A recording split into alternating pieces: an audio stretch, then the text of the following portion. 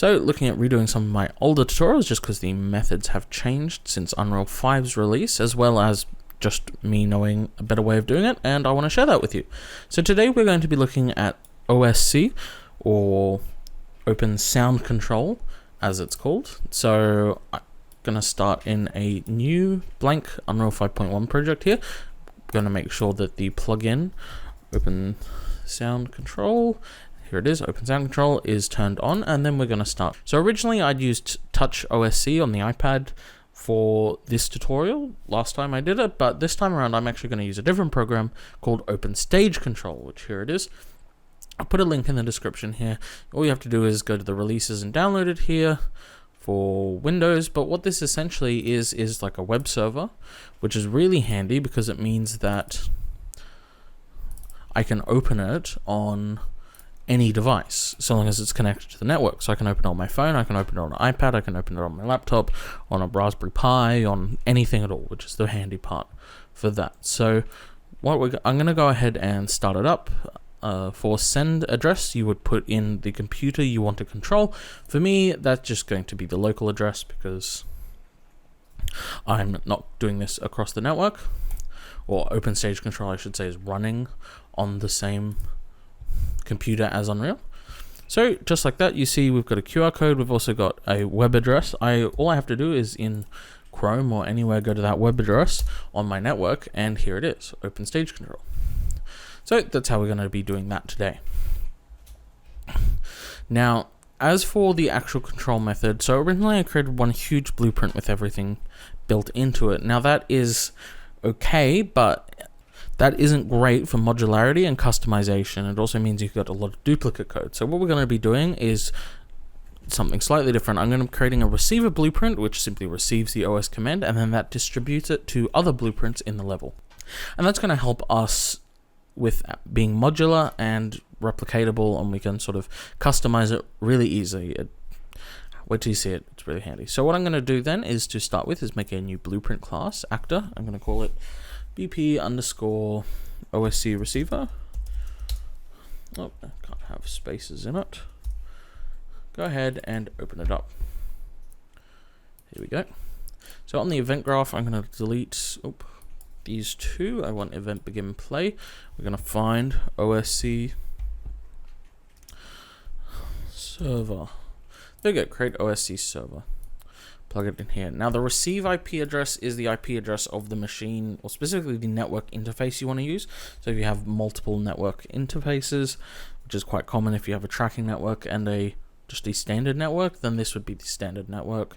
Pretty easy for me because 127.0.0.1, I'm just using localhost. For the port, we specify that in OSC or Open Stage Control. I think it was 1337.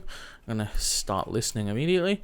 For the return value, we're going to promote that to a variable, call it OSC server. This is just so that the server doesn't get garbage collected by Unreal. So if you don't save out variables, then Unreal will periodically just cull them from the memory so that the RAM doesn't forever increase. Alright, so after we've done that, go ahead and drag out of it, and we're going to type bind event on, and we want on message receive. So some people are having trouble because there's also a bundle here. We don't want the bundle, we just want the message. Like so, plug it into there. For the event, I'm going to drag out and type create event. Here we go. That'll create a event dispatcher, and then I'm going to create a matching event here. And I'm going to call this OSC message received. Like so. Compile and save. So now we're going to create a server listening on this IP address and this port for OSC messages, and then when we receive one, it's going to trigger this, which is going to have our message, our IP address from which our OSC sent it, and the port. So if we have multiple of these open, then what we can actually do is we can separate them by IP address. So we could have one person controlling some things, one person controlling other things. Pretty cool. So to start with, I just want to make sure it's working. So we're going to get the message address. Here we go, address. And then from that, I'm going to convert it to a string. Like so, and then we're going to print it like so. Print strings are a wonderful thing for testing that code works. Go ahead and drag the receiver out into the level like so. And then the last thing we need to do is in editor preferences, make sure use less CPU is turned off. This is more for the tutorial than for actually running it, but quite handy. Now what I'm going to do is hit play, and then we can check the output log down here just to make sure that there is no error. So here we go. Outer object not set. OSC server may be garbage collected if not referenced. That's okay. We created a variable from it. Then says OSC the server listening on that IP address. Perfect. Go ahead and oops, OBS is just there. Go ahead and put that in the corner, and I'm going to put our window here in this corner. So now go ahead, click the 3 dots in the top corner and hit new session. That'll bring us to the editor here. Pretty simple editor. Right click to add things. I'm going to add a slider or a button. Let's add a button. Here we go. So just like that, I click it, on, off, we get button 1. So it's working. Now, how is this address set? So by default, if we have a look in the tab or the inspector on the right here, we see OSC here. Break it down. The address is set to auto. That just means slash and the object name. So the object name here, button underscore 1. But if we wanted to, we could actually specify. I could say button slash Bob, like so. So now this is button slash Bob, and then when I click, we get button Bob. I'm just going to leave it to auto because it's pretty simple. A few other things in this corner, so we can script it if we want using JavaScript. We also have not on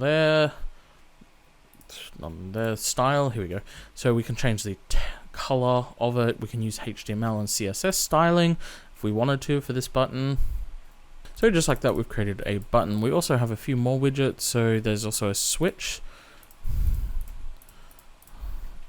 Again, switch 1, as mentioned there.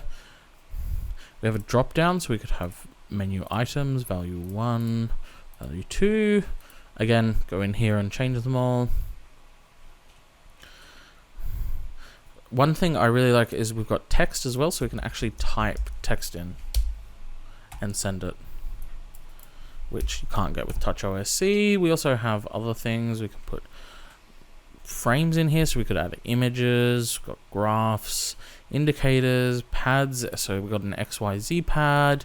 Also have a really handy one is an RGB pad. We can send colors into here.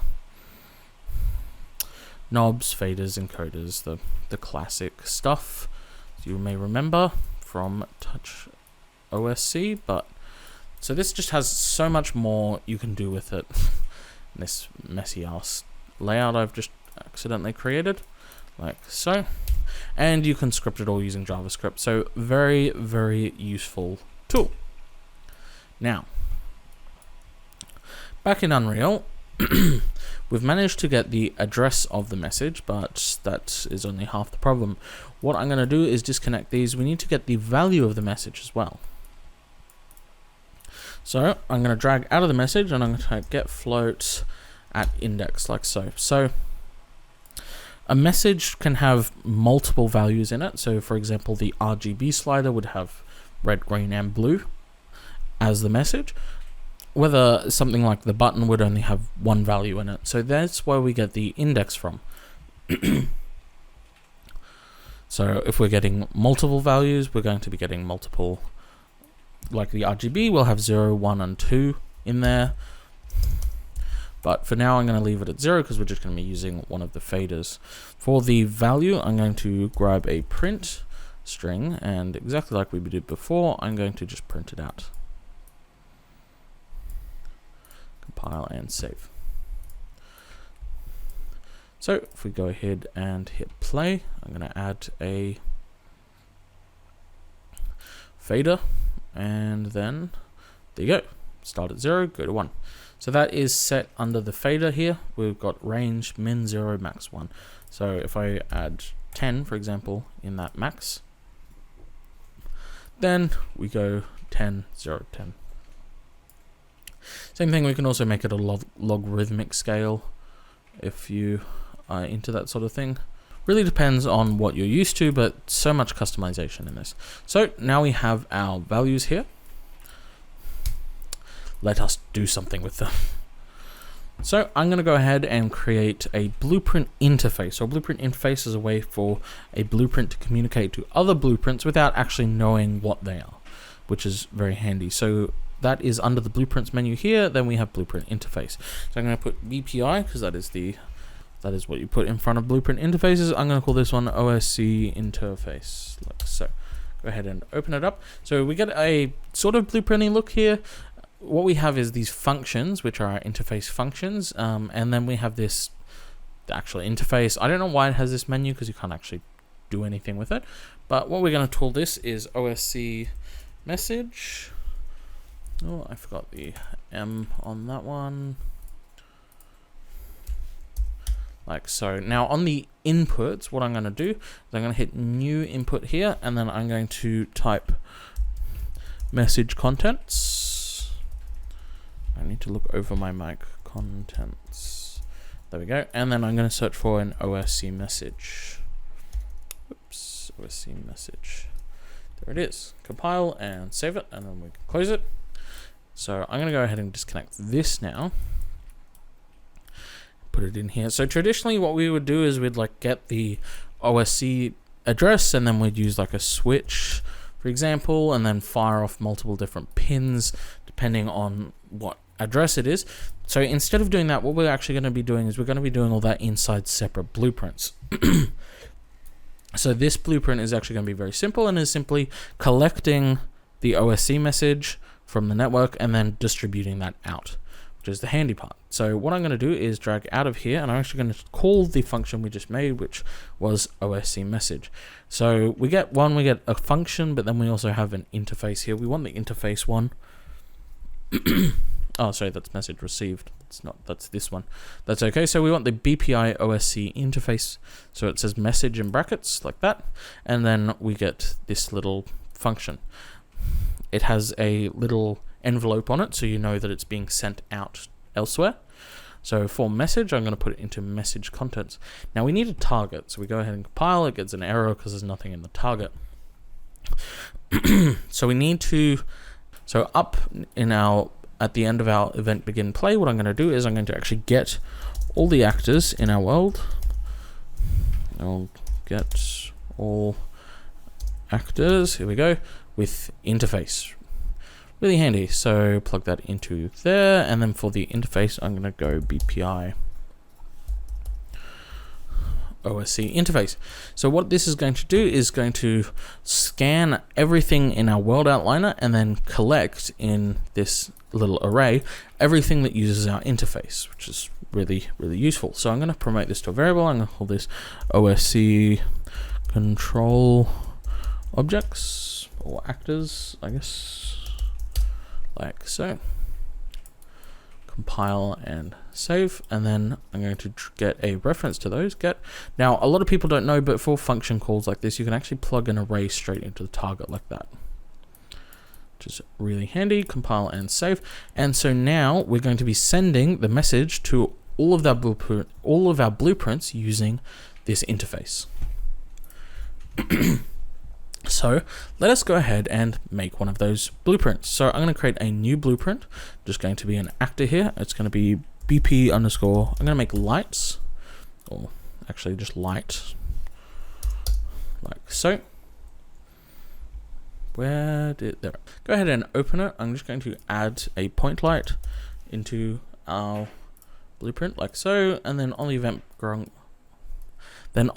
graph is where everything else is going to happen. I'm going to delete everything, then go into class settings at the top here, and then for inherited interfaces, I'm going to add one, and I'm going to type BPI, and we're going to choose our OSC interface. Then I'm going to compile so that we get those things. So you've seen up here, we've got an interface now. So what I can do is I can search that, so OSC message, like so. So we have the original one we called in the other blueprint, but as you remember, this is actually to sort of send the message. We actually want the receiving part of it, so OSC message. Oh, there we go. So what I'm going to do is scroll all the way to the top, and we have an add event now, event OSC message. So it says target is BPI OSC interface, and we have the little logo for the interface in the corner here. So this is the thing that is going to get triggered by our message. So this is going to send straight off to all our blueprints, and in those blueprints, this is the thing that is going to get triggered with our message. Hopefully that makes sense. So what I'm going to do is I'm straight off going to promote this to a variable and call this message contents. Why not? Just so we can use this later without having like a million little lines everywhere. Then what I'm going to do is I'm going to get the address, because the first thing we need to do is make sure this message is for this blueprint. So I'm going to then convert to string, like so. So the easiest way to do that is actually just to compare. So what I'm going to do is I'm going to create a new variable in the corner here. I'm going to call this one OSC address, like so. I'm going to make it a string, and then I'm going to make it public by hitting this little button here. This means that in our editor, so if I drag this out, whoops, drag it out here, then where'd it go? Oh, that's the OSC receiver. Oops, BP line. There we go. Drag it out here. Then, as you can see, we have our string value in the corner here. So what I'm going to do is I'm going to grab that, and we're just going to hit equals 3 times for equals exactly, and then I'm going to compare that with the address. So this is going to compare the address of the message with the address of our blueprint, and then we can simply make a branch like so, and if they are the same, then that means this message is bound for this blueprint, and then we can do something on the true. To keep things neat and tidy, I'm going to create a new custom event, so T and then full stop or period to get the add custom event the fastest. Enter. I'm going to call this one update light, like so, and then on the true, I'm just going to call update light. That's simply to keep things neat. I'm going to grab a reference to our point light, and I'm going to grab our message contents.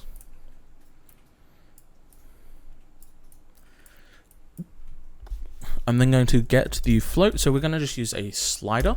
So I'm going to get a float at index, like so.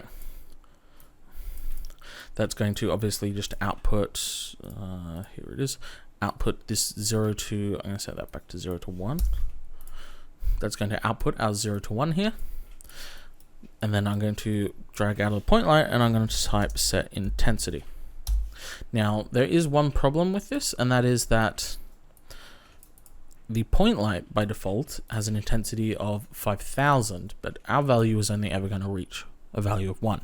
So what we need to do is a map range clamped, like so, and what that's going to do is simply convert one range of numbers to another range of numbers. So the in range is going to be 0 to 1, which is what our OSC is sending. The out range is going to be 0 to 5000, so that it can be the default that the light is. Compile and save, and now we're done. So we're going to get the message here from our interface. We're going to compare it with the address of this blueprint. If it is the same, then we're going to update our light. We're going to grab the float in the OSC, change the value to 0 to 5000 range, and then set the intensity of the light. So let's set the sun a little bit. Get those nice lumen lights in here. Go ahead and, oops, hit play, like so. My bad, we can't hit play yet because we haven't actually set the address. So I'm going to go and set it to /. So remember, when it's set to auto, which it is, it's just going to be / and then the name of the object here. So it's going to be fader _1. Go ahead and put play now, and then just like that. So a light, for example, is where so we get to halfway, and then there's not much difference between halfway and full, but there is a lot of difference between this half. So this is where logarithmic might actually make more sense. So now, there we go. We get a much nicer gradient here. But just like that, we've set up our OSC. So where this system makes more sense than the one we did is we can duplicate this new light, Call this one fader underscore 2. Add another widget. Let's add another fader, which is also going to be fader underscore 2, like so. Let's make it logarithmic, like so. Hit play, and now we've got 2 lights. 1, 2. So light 1, light 2. So we've just made 2 controllable lights in our scene without actually having to change any blueprint code at all. I've just duplicated the blueprint and changed its address, and now I have 2 controllable lights in our scene. So you see where this system is a lot... Oh, that one's off. There we go. You can see where this system is a lot more powerful now in terms of making more blueprints, being more modular, adding more stuff.